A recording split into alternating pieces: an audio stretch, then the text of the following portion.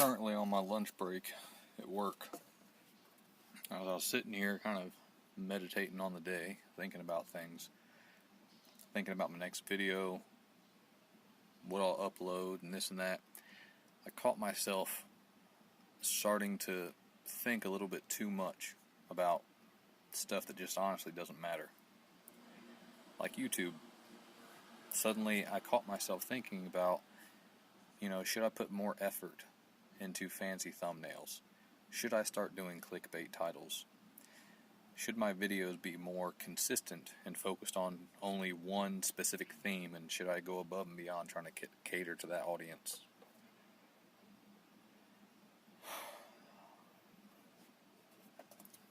Let me back up.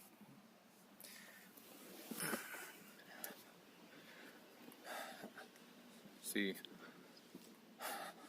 I'm an American living in Taiwan. However,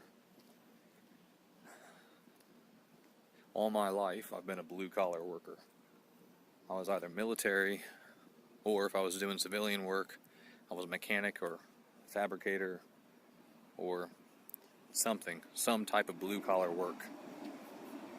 When I came to Taiwan, I found out very quickly that that's not what foreigners do here. If you're a foreigner in Taiwan, they expect you to teach English. Period. I resisted that for 4 years. My first 4 years in Taiwan, I refused to teach English. I have no interest in it. Plus, I don't want to fit the stereotype. So I did a lot of contract work in Europe. That's why you'd see some of the videos on my channel, my older videos. I'm in Sweden, or Norway, or Copenhagen, or I'm in Romania, or various other places. It's because I was doing contract work. But I started getting tired of the fact that I was away from home so much and I wasn't able to be a real dad and directly raise my son. I was missing too much and it upset me. So finally, as much as I hated it, I swallowed my pride and I started teaching English. And I absolutely hated it. Hated every single minute. Despised it. I was absolutely miserable. It was making me sick. It was making me have bad dreams, and I was waking up angry, and I was being less than pleasant with my family, and I was being less patient with my son and my wife, and even though I didn't want that job, just like everything else, I busted my ass and I worked hard, and I tried to do as well as I could. And according to the test results of my students, and what my students themselves were saying, I was a great teacher. Anytime I came in and took over a class, their test results went up, their behavior improved, everything got better.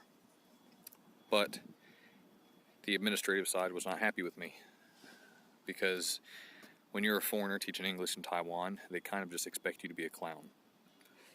They don't really want you to be a good teacher. They don't want you to ask questions. They don't want you to try to change things for the better.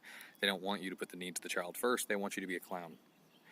They want you to be fun and goofy and to tolerate all the bullshit they throw at you, and to be very familiar with the sticky ball, which if you've ever taught English, you'll know what the sticky ball is.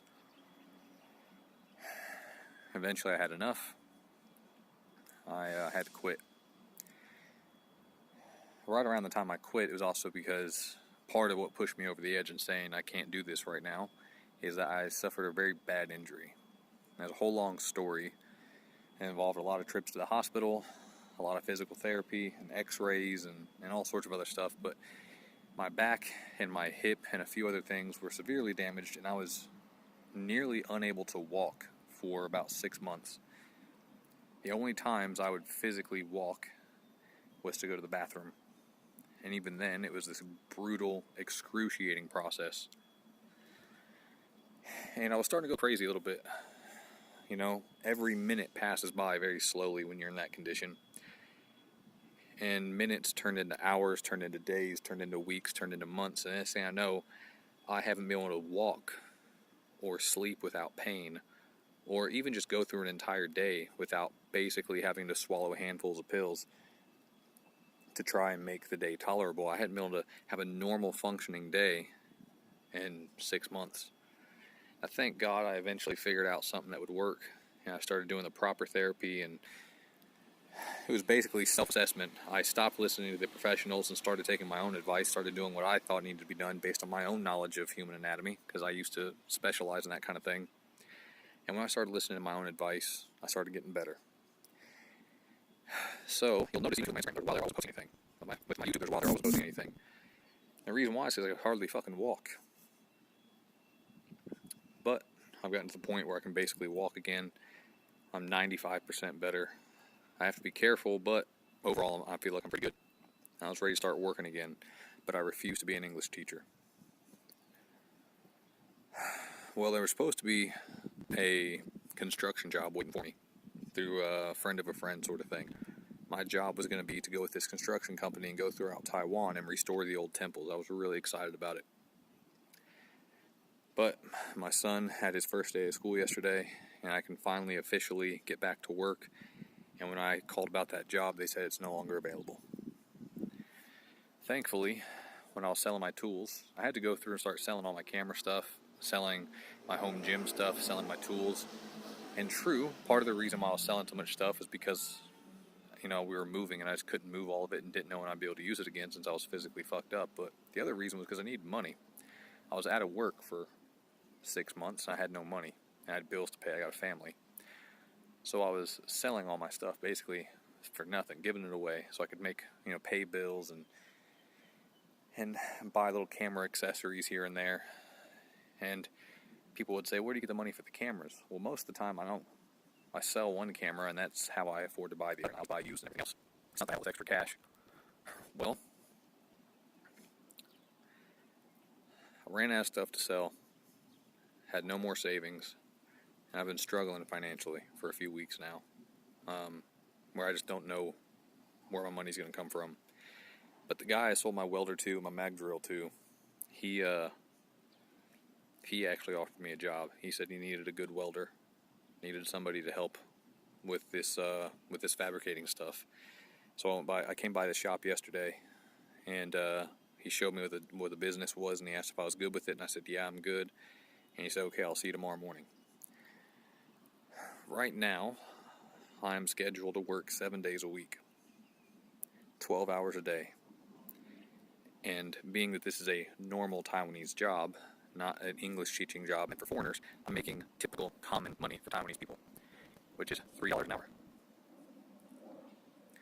Despite that, though, I feel like I'm happy. I'm happy that I feel like I have something to do, that I feel useful.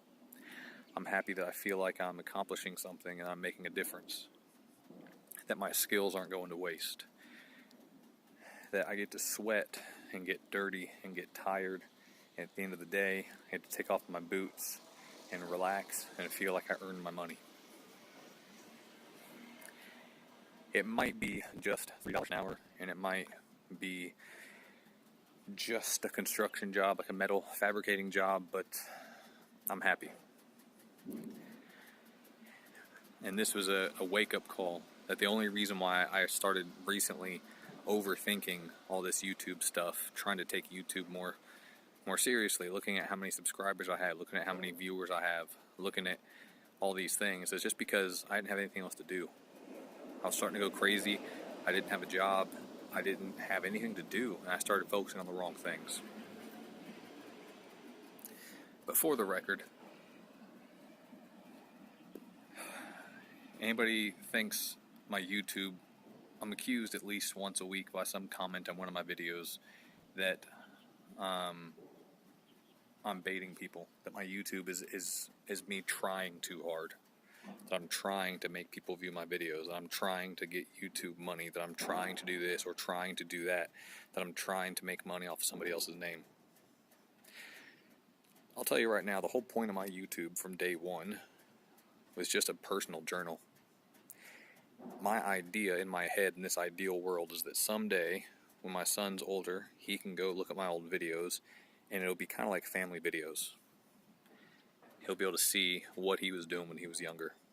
He'll be able to see where we were living and what life was like and what Taiwan looked like. And he'll be able to hear my out loud thoughts. He'll be able to see what kind of things made me happy and what kind of things made me sad. And he'll be able to know me a little bit better. He'll be able to look back on what life was like when he was a kid. That was my whole goal.